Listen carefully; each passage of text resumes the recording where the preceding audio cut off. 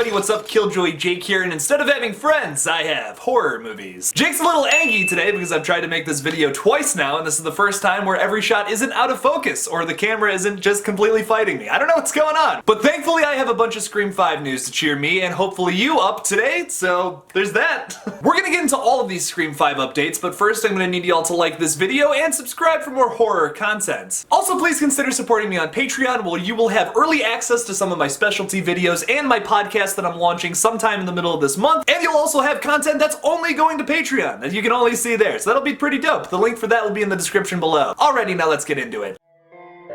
What's your favorite scary movie? We'll tear your soul apart.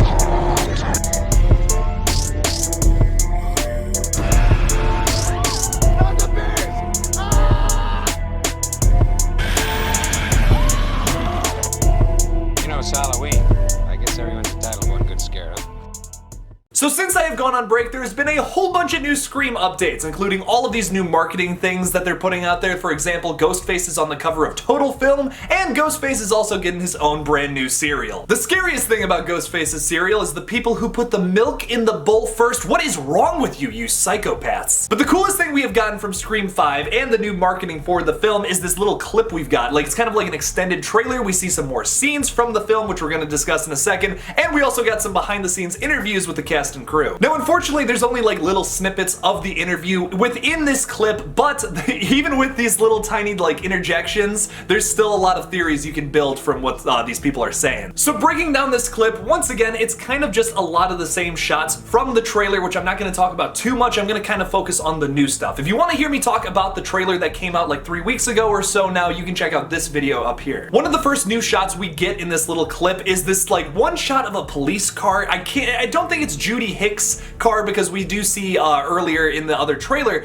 when she's driving around this like big police SUV. So I don't think this is her car. We do have two other cop characters that we have not seen yet in the trailer or in this clip. So this could be one of their cars, and it kind of looks like it's like nighttime on like a pavement of some sort. Kind of looks like the same setting where Kyle Gallner's character gets attacked by Ghostface. We also saw that in the last trailer as well. So could these two new cop characters go show up and check out the scene? Maybe they get attacked by Ghostface as well. The only thing I would have a problem with that is like, if that's the scene, that's almost the exact same scene from Scream 4. So I mean, like, I'm not opposed to that, having like two cops having a silly conversation with each other and then getting murdered, but it's just like, that's like, that's kind of the same exact thing that happened in Scream 4. But you know, who knows? Who knows what's gonna happen? Maybe they serve as just like the goofy cop duo that like goes in there and like is kind of what Dewey was in that original film. He's gonna be like obviously a little more like stern and serious and badass in this new film, so we gotta have some other like silly characters for the thrown into the mix this time around. Also, they're side characters in a slasher flick, so like their survival rate is not very high.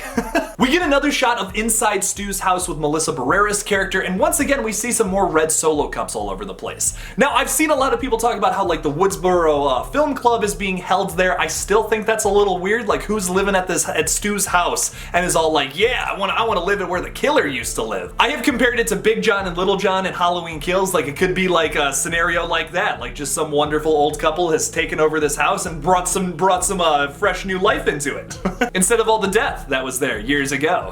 But unfortunately, it is once again going to be in a new horror film, so it doesn't seem like that's going to last very long. Kevin Williamson specifically says that this movie is going to tie in like the old characters with the new ones somehow. And oh boy, do I have a theory for that later in this video. Y'all are gonna want to stick around for that. There is this shot right here of Elm Street, a great reference to the timeless classic A Nightmare on Elm Street, also done by Wes Craven. Or, you know, it could just be a street that's named Elm. There's a lot of those in the world. Now, Melissa Barrera says in an interview where she is the main target of Ghostface this time around, which is really interesting. I don't know if that means she's somehow related to one of the past killers, because if you remember in the last trailer, we got that line saying that like, oh, the killer is targeting people who are related to the past killers. We also get a line from Ghostface, whoever he or she might be, saying like, I know your secret, and he's on the phone with Melissa Barrera's character.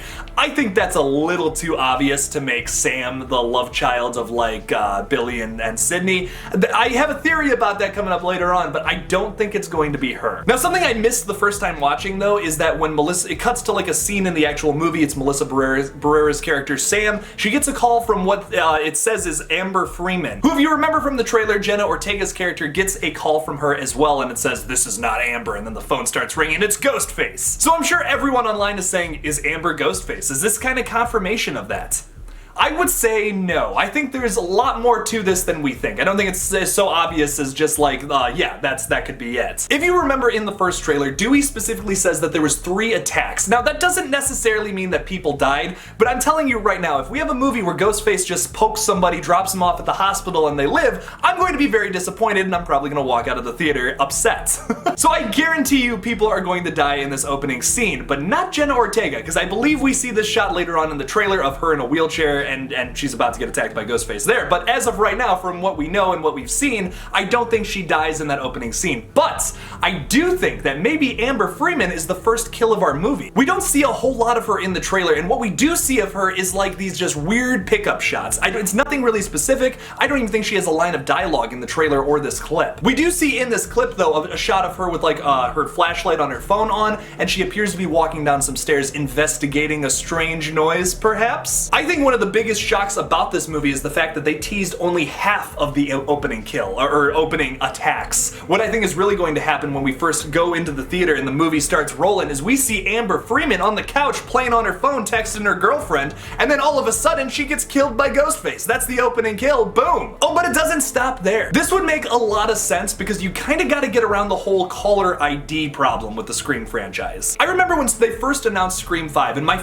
immediate first thought about this was, how are you going to make a Scream film in the age of smartphones? Like, that's just not possible. This might be their way of getting around it. Think about it. If you kill somebody and you take their phone and you start texting people and intimidating them, and then you go and kill them, they're not gonna be able to track who you are. I think that's a really innovative and inventive way to like get around the whole caller ID thing. This would be a great way for if Ghostface just keeps stealing victims' phones and using that to call the victims, text their victims, whatever. Because you can't just use your own phone, go over to someone's house and kill them, because then you're gonna get caught.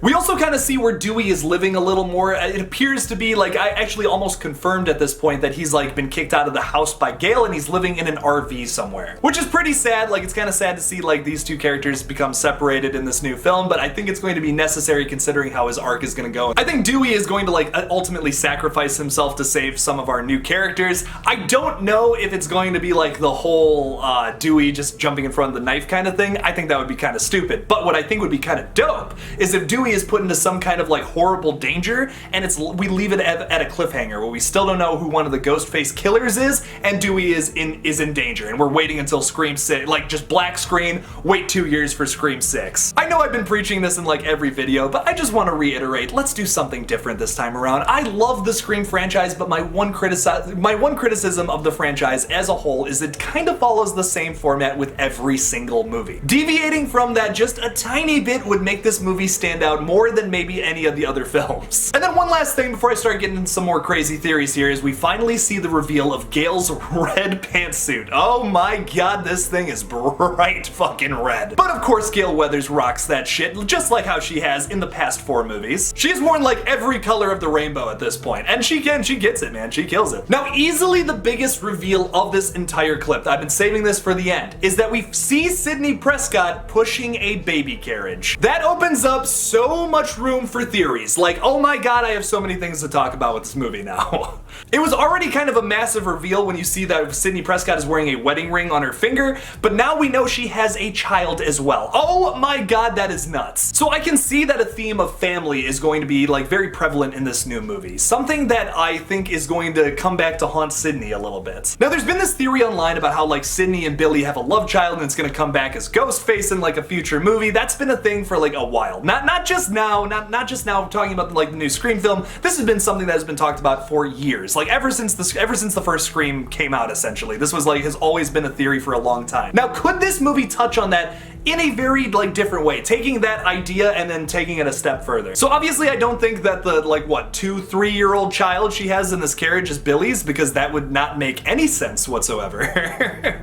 But could one of these kids, one of these new characters who we don't know who their last name is, could one of them secretly be Sydney's love child with Billy? And also, if you're asking yourself, when did Sidney Prescott get pregnant? Like, when could that have happened? There is actually a 1 to 2 year gap between the first film and the second film, which I did not realize until very recently. The only reason I'm talking about this theory is because of that. That's the only way they could do it. Because like, there's a line in Scream 2 where Randy is talking to Sidney and he says something like, I haven't seen you since the events of like that night at Stu's house. So to my knowledge, she didn't really talk to any of the main characters between Screams 1 and 2. There's a whole like big time gap in between there where a whole bunch of shit could happen. For example, Sidney Prescott getting pregnant, having a child, and then being like kind of embarrassed about it because it's Billy's kid, a murderer, a crazy killer who killed a whole bunch of her friends. She gives it up for adoption because like obviously you can't live with, that's like a constant reminder of your crazy boyfriend who killed all of your friends all that time ago. So then it begs the question,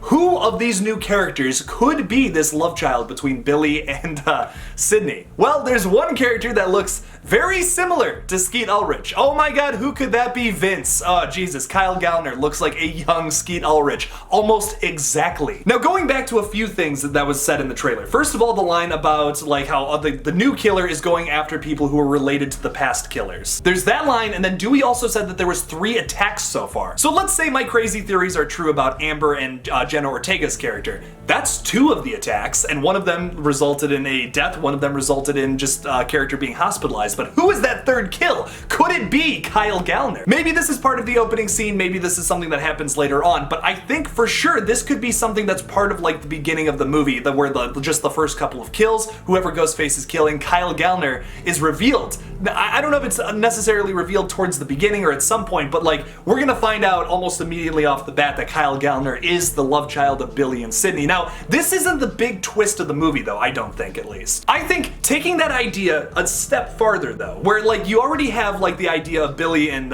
Sydney like having a love child, but what about Stu? If you really wanted to do something that would honor Wes Craven's legacy, you would honor some of the great things about that original film. And one of those things is that when you're watching Scream from 1996 for the first time, you're inherently looking for a single killer. But one of the big things that's so cool about the end of this movie is that there's 2 killers, and that's a twist in itself. So maybe while they're making you look left and they're making you see that Kyle Gallner, he's Sydney's child, and that's gonna be like, it's gonna be revealed to us maybe sometimes toward like the second act or something. Something else that's gonna get revealed is that Judy Hicks was also at Stu's party that night, and maybe Stu knocked her up, and maybe that is who Wes Hicks' father is all this time, and he's the mastermind Ghostface killer behind this new film. I don't know if that's the route they're gonna go, but I'm telling you what, guys, I had goosebumps coming up just writing that down after watching this little clip. I'm like, that would be insane. That would be so cool if like they're making you think that like, oh, maybe there's something secretive about Kyle Gallner's character we don't know. Maybe he's not really dead. Maybe he faked his death, and you're thinking that the whole movie. There's a whole bunch of red herrings all over the place, and boom!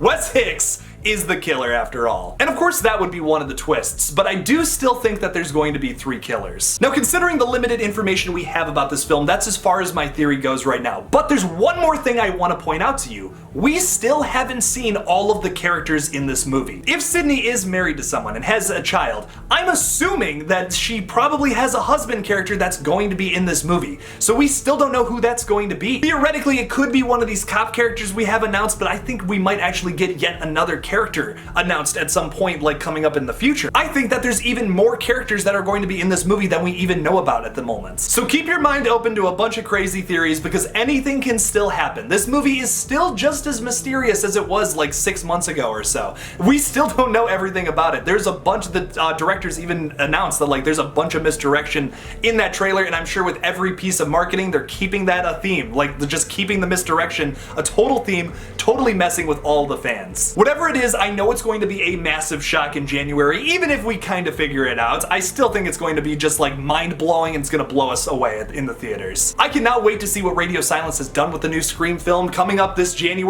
January 14th, 2022. You know I'm gonna be in the theaters that day. Holy shit. I cannot wait to see this film, but what do you guys think about Scream 5? Do you think my crazy theories are just kind of crazy, or do you think they're like, maybe I'm onto something? Leave me a comment about it down below. Thank you all so much for watching my new Scream 5 update. Don't forget to like this video and subscribe for more horror content. I am still on a break until Monday technically, so like I'm not going to be posting so much this weekend. If any other news happens, I said I would post one video this week just to kind of keep the channel alive so that I don't lose like all my subscribers and viewers. But you probably won't see any more content from me until Monday, just because, well, I'm tired and I still want to enjoy the rest of my break. Don't forget to follow me on Twitter, Instagram, and TikTok. Just look up KillJoy Jake and I'll come up. Please consider supporting me on Patreon. The link for that will be in the description below, and as always, don't forget to kill it out there, y'all. Oh, and I hope you liked the new intro and the new outro starting now.